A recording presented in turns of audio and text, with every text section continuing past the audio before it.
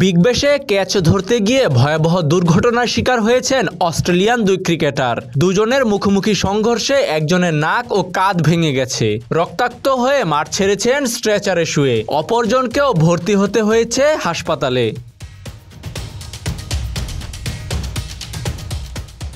পার্থের Opta স্টেডিয়ামে big ব্যাশের ম্যাচে মুখোমুখি হয় সিডনি থান্ডার্স এবং পার্থ স্কর্চার্স। ম্যাচের প্রথম ইনিংসে ক্যাচ ধরতে গিয়ে মারাত্মক আঘাত পান সিডনির ব্যাটার ক্যামেরন ব্যানক্রাফট ও পেসার ড্যানিয়েল স্যামস।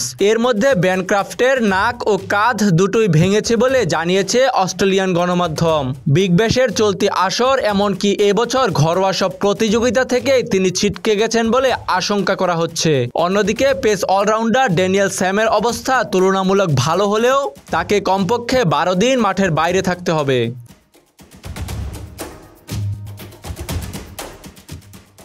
সাম্প্রতিক সময়ে দুর্দান্ত সব ক্যাচের জন্য আলোচনায় রয়েছে অস্ট্রেলিয়ার franchise tournament Big Bash. T20 ফরম্যাটের এই প্রতিযোগিতায় দারুণ সব ফিল্ডিংয়ের ভিডিও সামাজিক মাধ্যমে আলোচনায় রয়েছে।